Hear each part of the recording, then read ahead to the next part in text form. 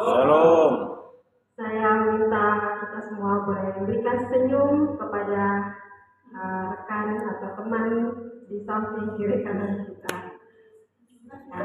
Sebenarnya untuk menyambut firman Tuhan kita harus memiliki hati yang gembira, yang penuh dengan sukacita. Amin. Ya, baik Bapak Ibu, kita mau tilawah oleh firman Tuhan pagi ini. Kita buka dari Matius pasal 9 ayat 35 sampai 38.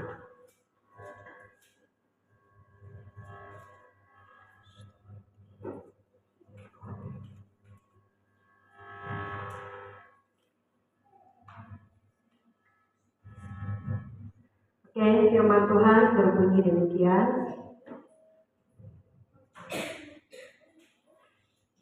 Demikianlah Yesus berkeliling ke semua kota dan desa. Ia mengajar dalam rumah-rumah ibadah dan memberitakan Injil Kerajaan Surga, serta melenyapkan segala penyakit dan kelemahan. Ayat 36. Melihat orang banyak itu, tergeraklah hati Yesus oleh belas kasihan kepada mereka, karena mereka lelah dan terlantar seperti domba yang tidak bergembala. Maka katanya kepada murid-muridnya, tuayan memang banyak, tetapi pekerja sedikit. Karena itu, mintalah kepada Tuhan yang punya tuayan, supaya ia mengirimkan pekerja-pekerja untuk tuayan itu. Baik Bapak Ibu, kita masih di tema Passion for Mission.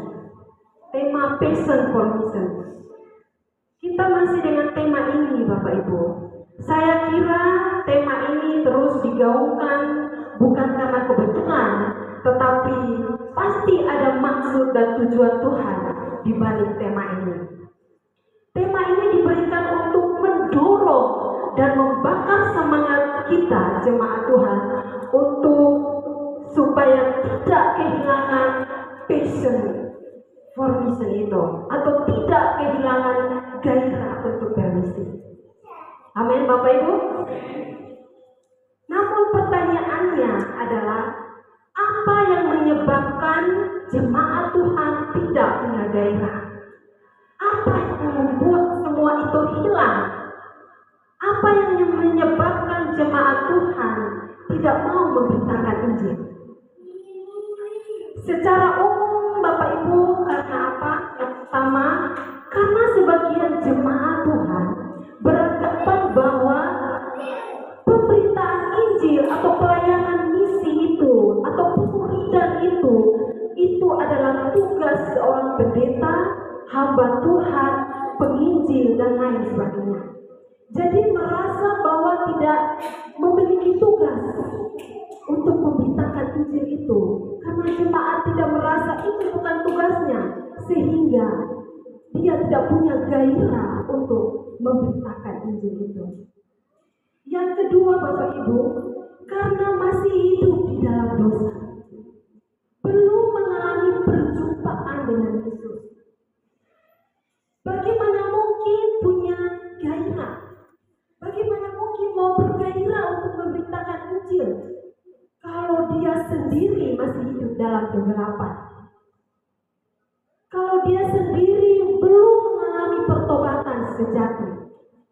Bagaimana mungkin menuntun orang dalam kebenaran sedangkan belum mengalami kasih karunia Allah, masih terus-menerus dibelenggu oleh dosa, oleh keinginan darinya sendiri?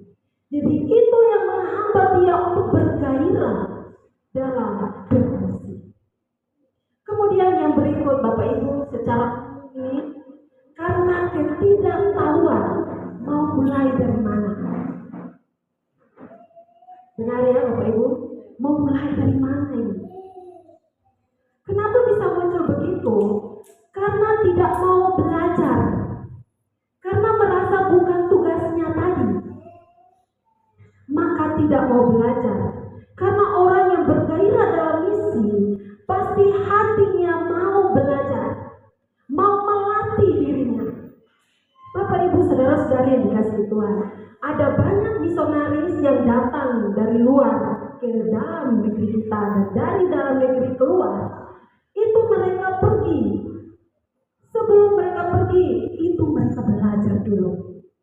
Mereka belajar dulu terlebih dahulu.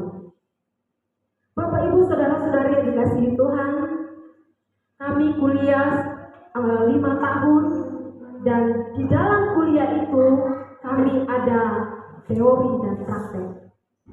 Ada teori dan praktek di sana Bapak Ibu. Dan juga setelah kami lulus Bapak Ibu, kami bergabung dengan lembaga misi Barusia. Dan kami di situ tidak langsung terjun pelayanan, kami diajar lagi, kami belajar lagi di situ Bapak Ibu. Dan kami bukan hanya belajar teori, tetapi juga praktek. Jadi teori dan praktek selalu berjalan bersama. Bapak Ibu saudara-saudari yang dikasihi Tuhan, ini adalah teladan yang diberikan oleh Yesus, di mana murid-murid Yesus juga mereka sebelum terjun mereka belajar dulu dari Pak Yesus. Dan itu bukan hanya praktek, ada teori di dalamnya. Jadi sekali lagi, praktek dan teori selalu berjalan bersama. Dan yang berikut Bapak Ibu, karena takut ada asumsi negatif, itu yang menghambat dia bergairah untuk memberitakan Injil. Jangan-jangan kalau saya injili orang ini, nanti saya dipecat, nanti saya dipukul, nanti saya dilempar, nanti saya dibunuh. Jika saya menyampaikan ini kepada teman saya, jangan sampai nanti saya dijauhi. Ada pikiran-pikiran itu dalam hati Bapak Ibu? Ada pasti ya. Ketika kita mau mulai menyampaikan Injil Tuhan, pasti ada di dalam pikiran kita ini. Nanti dia tidak mau berteman lagi dengan saya. Tidak enak menjaga perasaan. Bapak Ibu saudara-saudari yang dikasihi Tuhan, pertanyaannya adalah bagaimana supaya kita memiliki gairah untuk semangat dalam melaksanakan kita pribadi yang memiliki dalam melaksanakan misi Bapa dalam diri ini. Kita lihat kepada Alkitab kita. Poin yang pertama saya berikan, miliki hati seperti Yesus, hati yang penuh belas kasihan. Bapak Ibu saudara-saudari yang dikasihi Tuhan, di ayat 35 dan 36 itu firman Tuhan mengatakan, demikianlah Yesus berkeliling ke semua kota dan desa. Ia mengajar dalam rumah ibadat dan memberitakan Injil kerajaan surga serta melenyapkan segala penyakit dan kelemahan. Ayat 36, melihat orang banyak itu tergeraklah hati Yesus oleh belas kasihan kepada mereka, karena mereka lelah dan terlantar seperti domba yang tidak bergembala. Bapak Ibu saudara yang dikasihi, di bagian ayat ini saya berikan satu poin, yaitu miliki hati seperti Yesus, hati yang penuh belas kasihan. Bapak Ibu, konteks perikop ini merupakan pelayanan Yesus di Galilea, di mana ia melakukan berbagai mujizat, mengajar dan menyembuhkan banyak orang. Sebelumnya Yesus telah menyembuhkan banyak orang, termasuk orang sakit dan juga setan. Dalam Matius 9 ayat 38 ini mencerminkan visi Yesus yang lebih besar, yaitu untuk memberitakan Injil dan menanggapi kebutuhan rohani serta fisik orang banyak. Dalam ayat 35 ini Yesus mengajar dan beritakan Injil. Yesus berkeliling ke semua kota dan desa. Untuk apa Yesus berkeliling ke semua kota dan desa, Bapak Ibu? Yaitu untuk memberitakan Injil. Dalam pelayanan Yesus tidak hanya datang mengajarkan kebenaran. Ia mengajarkan di sinagog, menunjukkan pentingnya pengajaran firman Tuhan.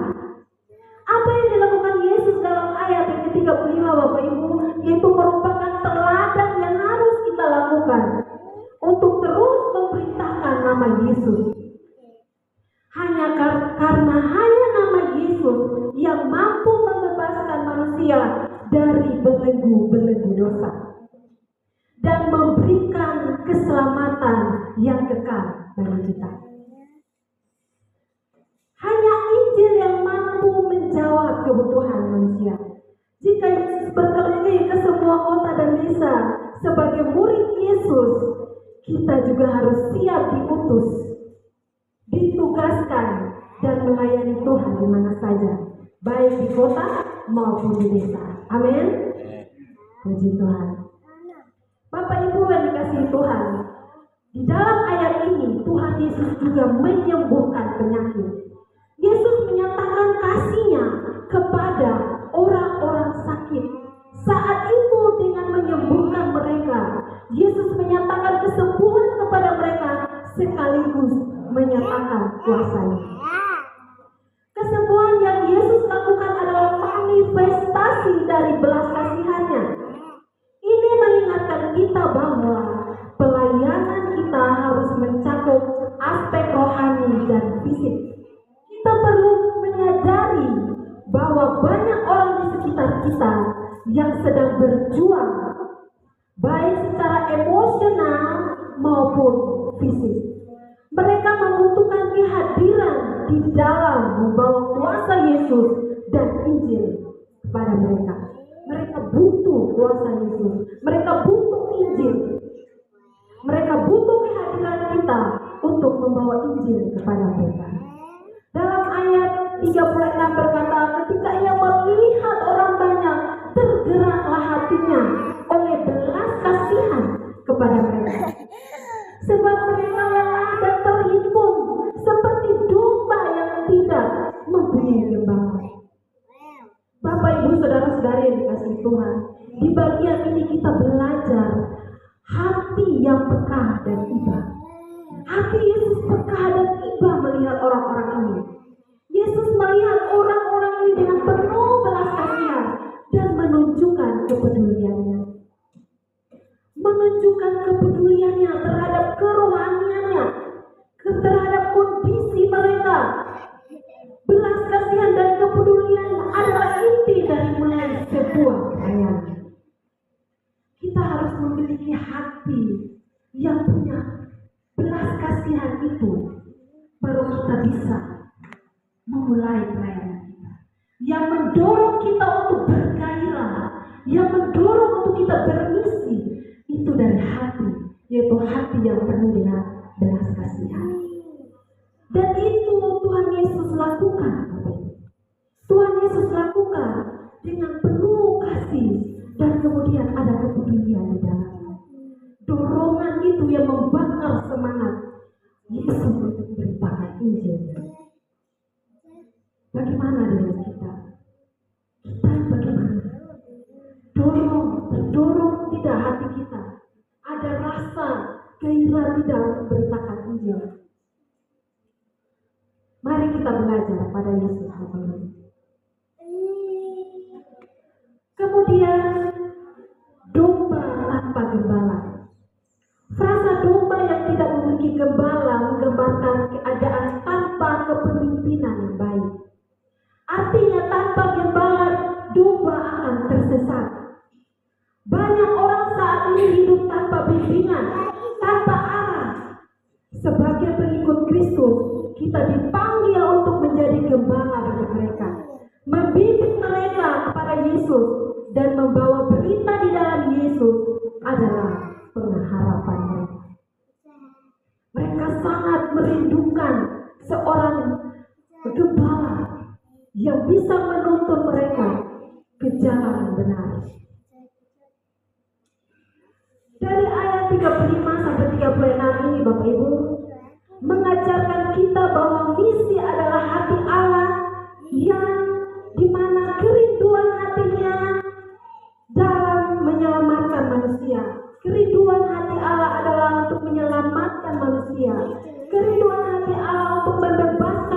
dunia dari penderitaan sakit penyakit, dan membawa kehidupan yang kekal bagi manusia. Perlu kita bahwa hati Tuhan adalah hati belas kasihan dan cinta kasih. Amin Bapak Ibu. Jadi sebagai murid Kristus kita harus memiliki hati yang penuh belas kasihan kepada mereka yang hidup dalam dosa atau di luar Yesus. Kita harus memiliki cinta kepada orang-orang yang ada di luar Yesus. Dan bukti bahwa kita mengasihi mereka adalah kita memberitakan Injil pada mereka.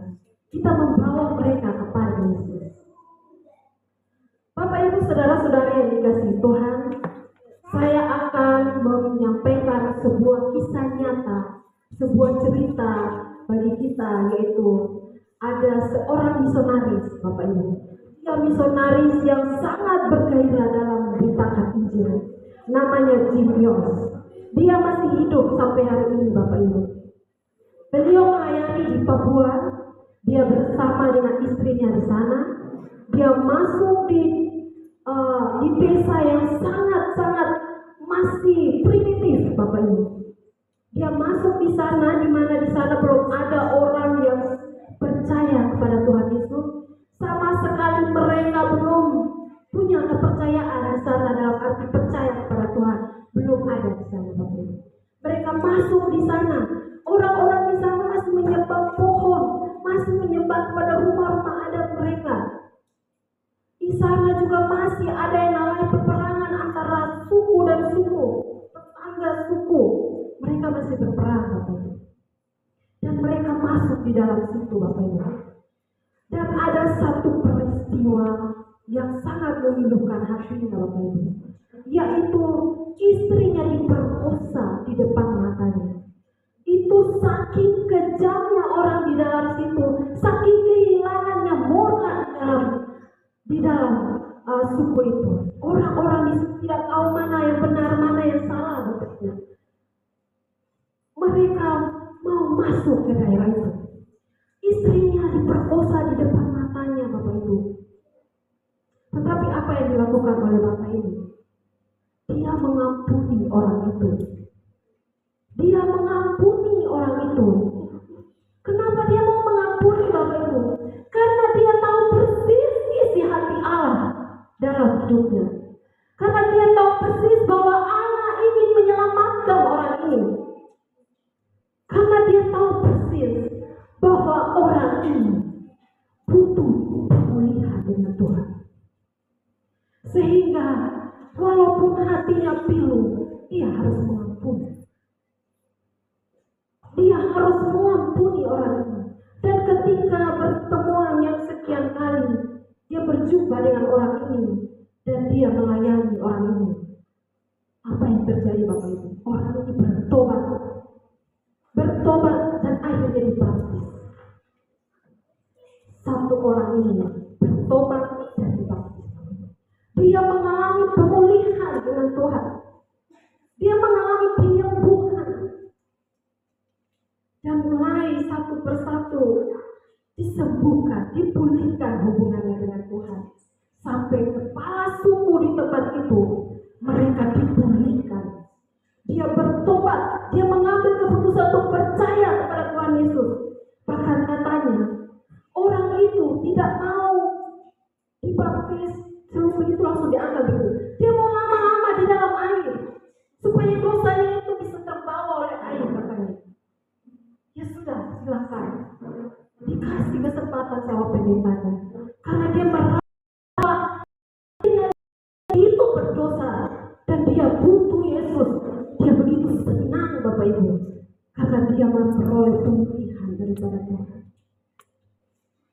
Yang saya salut sama Bapak itu adalah gairah dia untuk memberitakan Injil.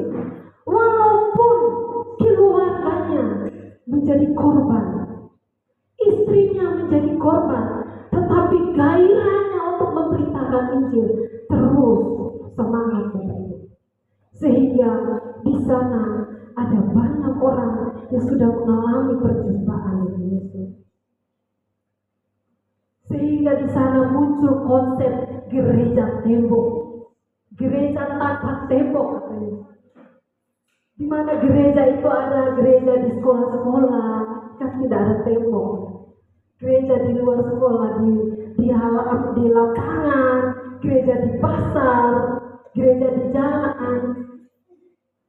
Mereka melayani di situ. Jadi mereka bilang ini gereja tanpa tembok. Bapak Ibu saudara-saudara yang dikasihi Tuhan dan puji Tuhan, pelayanan ini terus berkembang karena mereka menjangkau anak muda dengan penuh penerimaan dan kasih tanpa syarat, sehingga orang satu persatu mulai datang kepada Tuhan. Itu mulai dari mana Bapak Ibu? Hati yang penuh dengan belas kasihan. Pesan bagi kita Bapak Ibu, Yesus memanggil kita untuk melihat dunia dengan belas kasihan seperti yang dilakukan Yesus. Banyak orang di sekitar kita yang kehilangan arah dan membutuhkan kasih serta bimbingan yang berasal dari Injil. Ayo Bapak Ibu, bawa Yesus kepada mereka yang membutuhkan Yesus. Amin. Perenungan bagi kita Bapak Ibu, sadarkah kita bahwa setiap detik ada beberapa juta orang yang sedang menuju dalam kebinasaan? Setiap detik Bapak Ibu, mereka sedang antrian. Masakah kita diam saja Bapak Ibu? Apakah hati kita punya belas kasihan kepada mereka? Apakah kita menganggap semua baik-baik saja? Oh, mereka baik, jadi pasti mereka selamat. Oh, mereka menutup aurat, jadi mereka baik. Mereka pasti selamat. Bapak Ibu, mereka sedang tidak baik-baik saja. Mereka sedang menuju kebinasaan Bapak Ibu. Jangan menganggap itu baik-baik saja. Mereka dalam bahaya. Apakah kita bergerak untuk melayani mereka? Poin yang kedua Bapak Ibu, Tuhan memanggil kita untuk bermisi. Di ayat yang ke-37, Tuhan memanggil kita untuk bermisi. Maka katanya kepada murid-muridnya, tuaian memang banyak, tetapi bekerja sedikit. Pesan dari ayat ini Bapak Ibu, kebutuhan akan bekerja. Tuh, yang pertama adalah kebutuhan akan bekerja. Ada banyak orang yang membutuhkan Injil. Ada banyak orang yang membutuhkan Yesus, membutuhkan kehadiran kita. Tetapi sedikit orang yang siap dan mau bekerja untuk memberitakan Injil. Tetapi ada orang yang tidak mau memberitakan Injil kepada mereka. Bapak Ibu, di dalam Roma 10 ayat 14 sampai 15 berkata, tetapi bagaimana mereka dapat berseru kepadanya jika mereka tidak percaya kepada dia? Bagaimana mereka dapat percaya kepada dia jika mereka tidak mendengar tentang dia? Bagaimana mereka mendengar tentang dia jika tidak ada yang memberitakannya? Dan bagaimana mereka dapat memberitakannya jika mereka tidak diutus? Seperti ada tertulis, betapa indahnya kedatangan mereka yang membawa kabar baik. Bapak Ibu, kehadiran kita untuk membawa kabar baik itu dinanti-nantikan. Kemudian yang kita pelajari dari ayat ini, kita dipanggil untuk melayani. Firman Tuhan mendorong kita untuk melihat kebutuhan di sekitar kita dan berpartisipasi dalam misi. Kita dipanggil untuk menjadi pekerja dalam menuai Yang berikut adalah kesadaran akan urgensi. Dalam ayat ini kita harus sadar bahwa ini adalah urgent. Ini sangat urgent. Ya, kita harus perlu tolong.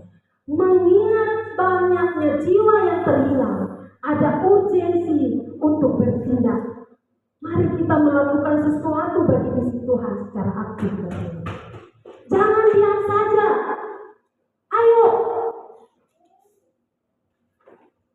Ayo bangkit untuk memberitakan Injil Tuhan. Bapak Ibu saudara-saudari yang dikasihi Tuhan, di Bandung kami melayani kaum fokus. Kami melayani orang-orang yang benar-benar belum percaya kepada Yesus. Kami di sana Bapak Ibu, kami banyak sekali ditemui di mana mereka ini sama sekali belum tahu Yesus. Walaupun mereka sudah tahu banyak di pinggir-pinggir jalan itu ada gereja, tapi mereka tidak tahu Yesus. Kemudian ada yang tahu, tetapi mereka tidak mengerti. Mereka tidak tahu tujuan Yesus datang di dunia ini untuk apa. Mereka tidak tahu Bapak Ibu. Kemudian mereka juga senang melihat orang Kristen itu suka memberi. Mereka senang melihat orang Kristen suka memberi. Setelah diberi, orang Kristen bilang, Tuhan memberkatimu. Tetapi Bapak Ibu, mereka tidak mengerti apa itu Tuhan memberkatimu. Mereka tidak mengerti Bapak Ibu. Hingga satu ketika Bapak Lemuel di pelayanan dan dia berjumpa dengan seorang bapak. Dan mereka mulai berbincang-bincang di sana Bapak Ibu. Dan bapak ini cerita kepada Bapak Lemuel. Bapak, tadi ada orang dengan mobil antar makan kasih saya. Kemudian dia kasih nasi bungkus itu dan dia berkata, Tuhan memberkati Bapak. Kemudian dia pergi. Bapak, apa itu Tuhan memberkati? Dia tidak tahu Bapak Ibu. Dan akhirnya Bapak Lemuel sampaikan kepadanya bahwa Tuhan memberkatimu itu, orang itu sedang mendoakan Bapak untuk melepaskan berkat buat Bapak supaya Tuhan selalu memberkati Bapak. Dan terus disampaikan dan Injil mulai masuk bahwa Yesus mengasihimu. Yesus mengasihimu. Yesuslah yang memberkatimu. Mereka tidak tahu Bapak Ibu. Walaupun dia ada di sekitar kita, mereka tidak mengerti kalau kita tidak menyampaikannya.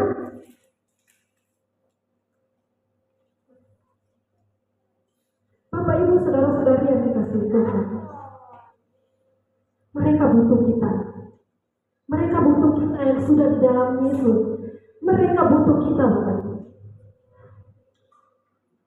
Bapak Ibu saudara-saudari yang dikasihi Tuhan, di Bandung juga 3 tahun kami melayani pemulung dan kami selalu datang di tempat mereka Bapak Ibu, di tempat tidur mereka, di tempat mereka bekerja, kami datang di tempat mereka.